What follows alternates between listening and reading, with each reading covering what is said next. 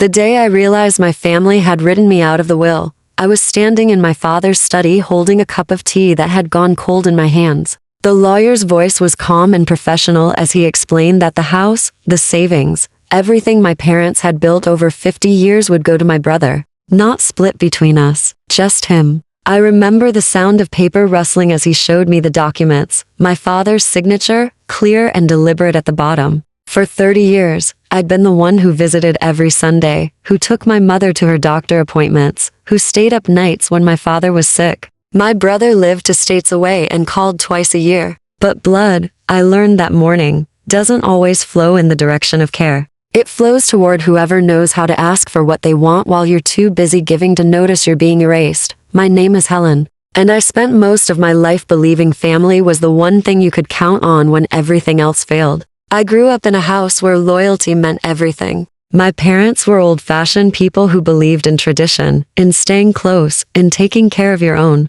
They had 2 children, me and my younger brother David. I was the firstborn, the careful one, the daughter who did what was expected without being asked. David was the charmer, the one who could make our father laugh, who could talk his way out of trouble, who lived his life like rules were suggestions meant for other people. I never minded being the responsible one. It felt natural to me, like a role I was born to play. When my mother needed help with groceries, I showed up. When my father's arthritis made yard work impossible, I hired someone to handle it and paid for it myself. When holidays came around, I organized everything, cooked the meals, made sure everyone felt welcome. David would show up late with expensive wine and stories about his latest business venture, and everyone would gather around him like he'd brought the sun with him. I didn't resent it. I told myself we were different people with different strengths, and that was okay. I told myself love wasn't a competition. I married young, at 23, to a man named Richard who worked in insurance. He was stable, predictable, kind in a distant sort of way. We had one son, Michael, who I poured everything into. Richard and I existed alongside each other more than with each other, 2 people sharing a house and a life without much passion or conflict. It wasn't a bad marriage. It just wasn't a particularly alive one. When Michael left for college, the silence between Richard and me grew louder, until one day he sat me down and said he'd met someone else. Someone who made him feel young again. I wasn't devastated. I was relieved. We divorced quietly, split everything fairly, and moved on like 2 business partners dissolving a company that never quite turned a profit. After the divorce, I threw myself into being there for my parents. They were getting older, needed more help, and David was busy building his career in another state. He worked in finance, made good money, sent expensive gifts at Christmas, but he didn't come home often. Our parents made excuses for him.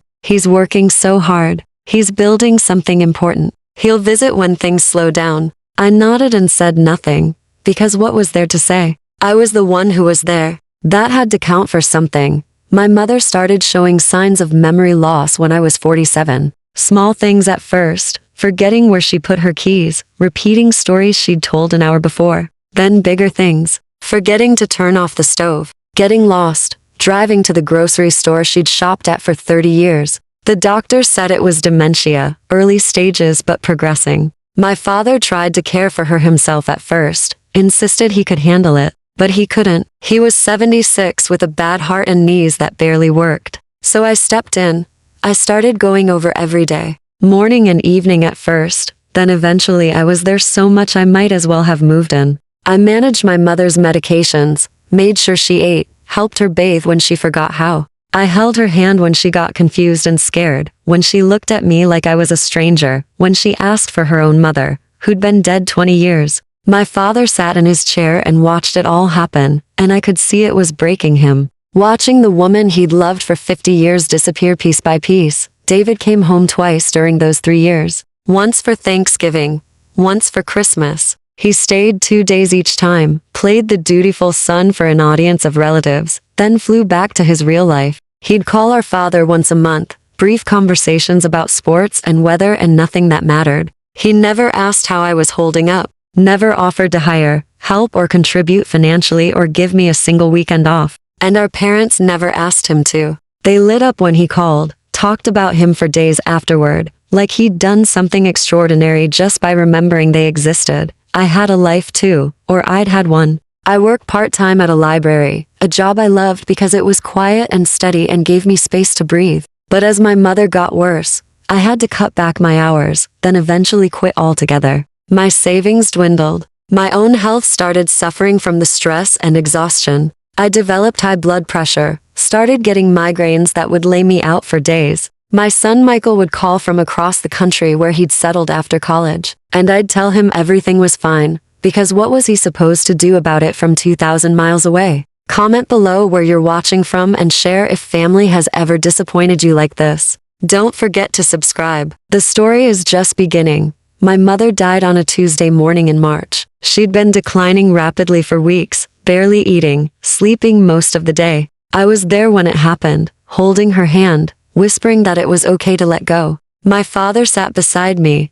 tears running down his face, unable to speak. David flew in for the funeral, gave a beautiful eulogy about what a wonderful mother she'd been, how much he'd loved her, how much he'd miss her. People came up to him afterward and said how moving his words were. No one mentioned that I'd been the one keeping her alive and comfortable for 3 years, while he sent flowers on her birthday. After the funeral, David stayed for 3 days to help sort through my mother's things. Or that's what he said he was doing. Mostly, he sat with our father, the two of them, talking about business and investments and estate planning. Conversations that would stop when I walked into the room. I told myself I was being paranoid, that grief makes people act strange, that they were just bonding through their shared loss. David went back to his life. I stayed to help my father adjust to being alone. The house felt enormous and empty without my mother in it. My father seemed lost, wandering from room to room like he was looking for something he'd never find. I came over every day, made sure he ate, kept him company.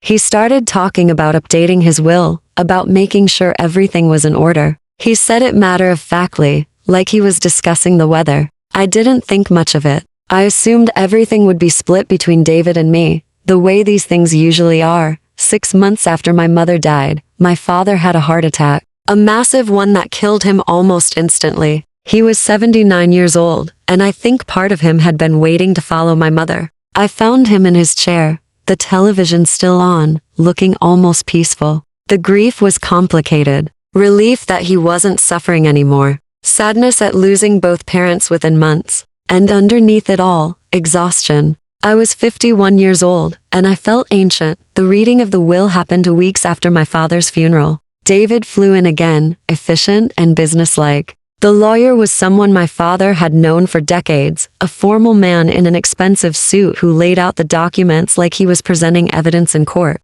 I sat there with my cold tea, half listening, assuming I knew what was coming. The house would be sold, the proceeds split, the savings would be divided. Maybe David would get a little more since he'd been so successful, and our father had always been proud of that. I could live with that. I didn't need much, but that's not what happened. The lawyer read through the will in his measured voice, and with each sentence I felt the ground shifting beneath me. The house went to David. The savings account went to David. The stocks and bonds my parents had carefully accumulated went to David. Everything went to David. My name appeared exactly once, in a paragraph that left me my mother's wedding ring and a small box of family photos. Nothing else. Not a dollar. Not an acknowledgement of the 3 years I'd spent caring for them. Not even an explanation. I sat there trying to process what I was hearing. This had to be a mistake. Some clerical error. Maybe there was another document, a newer version, that hadn't been filed properly. I looked at David, expecting to see shock or confusion on his face. Instead, I saw something else. Discomfort, maybe, but not surprise. He'd known and hadn't told me. The lawyer finished reading and asked if we had any questions. I heard my own voice from very far away asking if this was the most recent version of the will. He said yes, signed and notarized 6 months ago, right after my mother's death, right when David had been staying at the house, having those private conversations with our father. The conversations that stopped when I entered the room. I asked why. Why had my father done this? The lawyer said he couldn't speak to my father's intentions, only to the legal validity of the document. I looked at David again. He was studying his hands, avoiding my eyes. I asked him if he knew about this. He said our father had mentioned it, like it was a casual detail, not the erasure of 30 years of devotion. I asked him why. Why had our father cut me out completely? David's answer was so carefully prepared it must have been rehearsed. He said our father believed David was better equipped to manage the estate, that the money would be put to better use in David's hands, that David had financial expertise I lacked, that it wasn't personal. It was practical. It wasn't personal. I almost laughed. What could be more personal than being told your entire relationship with your parents was worth nothing? That all the years of showing up, of sacrificing, of caring, counted for less than your brother's ability to charm them from states away. I left the lawyer's office in a daze, got in my car and drove without knowing where I was going. I ended up at the cemetery where my parents were buried side by side. I stood there looking at their headstones. These two people I'd loved and served and honored for my entire life. And I felt something I'd never let myself feel before. Anger, not just hurt or disappointment. Pure, clean anger at the injustice of it all. I'd given them everything. My time, my money, my health, my presence. I'd been there for every doctor's appointment, every crisis, every ordinary day when they needed someone. And David was living his important life somewhere else. And they'd rewarded that devotion by deciding I didn't deserve to inherit even a fraction of what they'd built. Because David was better with money. Because David had a more successful career. Because David was the son and I was just the daughter who'd always be there, regardless of how she was treated. The anger sustained me for a while. It felt cleaner than grief, more energizing than despair. I went home to my small apartment, the one I'd moved into after my divorce, and I looked at my life with clear eyes for the first time in years. I was 51 years old. I had no job because I'd quit to care for my parents. My savings were nearly gone because I'd spent them supporting myself while working for free as their caretaker. I had my mother's wedding ring and a box of photos, and that was my inheritance for 3 decades of loyalty. David called a few days later, said he wanted to talk. I told him to come to my apartment because I didn't have the energy to go anywhere. He showed up, looking uncomfortable, holding a folder of papers. He said he'd been thinking about the will, about how unfair it seemed. He said he wanted to give me something. A gesture of goodwill. He opened the folder and showed me a check he'd written. $10,000. Like that was generosity. Like that made up for anything.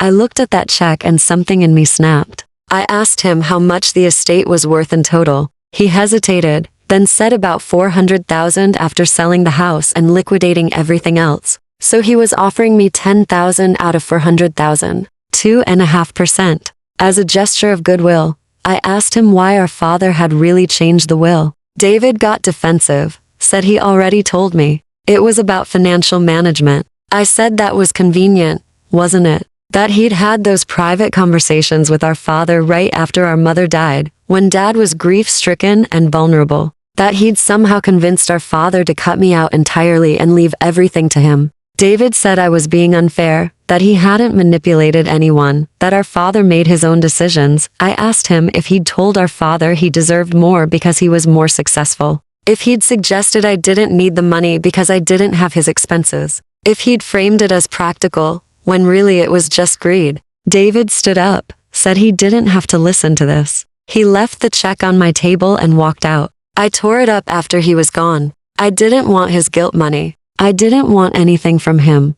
The next few months were the darkest of my life. I felt betrayed not just by David, but by my parents too. They'd been dead and couldn't defend themselves, but they'd made this choice. They'd decided I was worth less than my brother. Maybe they always had. Maybe I'd just been too busy proving my devotion to notice. I applied for jobs, but found that being out of the workforce for 3 years had made me nearly unemployable. I was overqualified for entry-level positions and underqualified for anything else. My age didn't help. 51 was old enough that employers assumed I'd be expensive and inflexible, but not old enough to retire. I was invisible in exactly the way middle-aged women become invisible to the world. My savings ran out. I had to borrow money from Michael, my son, which humiliated me. He was starting his own life, building his own career. He shouldn't have to support his mother. But he sent what he could without hesitation, never made me feel small for needing it. He'd always been kind like that. I wondered sometimes if I'd taught him that or if he'd learned it from watching What Kindness Didn't Get You. I started having panic attacks. I'd be in the grocery store or walking down the street, and suddenly I couldn't breathe, couldn't think, couldn't do anything but feel the walls closing in. I'd pull myself together eventually, but the fear of the next attack was always there, waiting underneath everything else I was trying to hold together. I thought about contesting the will. A lawyer I consulted said it would be expensive and unlikely to succeed. My father had been mentally competent when he'd signed it. The document was legally sound. I could spend thousands of dollars I didn't have fighting for something I'd probably never get. Or I could accept what had happened and try to move forward. Neither option felt like winning. I chose to move forward because I didn't have the energy for anything else. I took a job at a grocery store, stocking shelves overnight. It paid barely above minimum wage and destroyed what was left of my back. But it was something. I worked my shifts, came home exhausted, slept during the day, and tried not to think too much about how far I'd fallen. The other workers were mostly younger, kids working their way through college or saving up for something better. They were friendly enough, but we didn't have much in common. I was twice their age, stocking shelves at 3 in the morning, invisible even to people who saw me every night. Sometimes I'd catch my reflection in the store windows and barely recognize myself, tired, worn, smaller somehow than I used to be. But slowly, something started to shift. Not dramatically. Not in any way I could point to and say, this is when things changed. It was more like I started to notice things I'd been too angry and hurt to see before. The quiet satisfaction of doing work, even simple work, and doing it well. The unexpected kindness of strangers who didn't know my story or care about my inheritance. The freedom of having no family obligations, no one to prove anything to, no one to disappoint. I started therapy around that time. I'd resisted it for months, told myself I couldn't afford it and didn't need someone to tell me my feelings were valid. But a coworker mentioned a sliding scale clinic that charged based on income, and I was desperate enough to try. My therapist was a woman about my age who listened without judgment as I poured out decades of resentment I didn't know I'd been carrying. She helped me see patterns I'd been blind to. How I'd spent my whole life trying to earn love instead of accepting it was something I deserved, regardless of what I did. How I'd confused self-sacrifice with virtue. How I'd let myself be invisible, because visible women who asked for things were selfish or demanding or not properly feminine. How I'd internalized the message that my worth was measured by how useful I was to other people. I started doing things I'd never done before. Small things. I took a painting class at the community center even though I had no talent for it. I joined a book club that met at the library where I used to work. I said no when people asked me for favors I didn't want to do. And I discovered the world didn't end when I put my own needs first. Occasionally, I made friends with a woman named Dorothy from my painting class.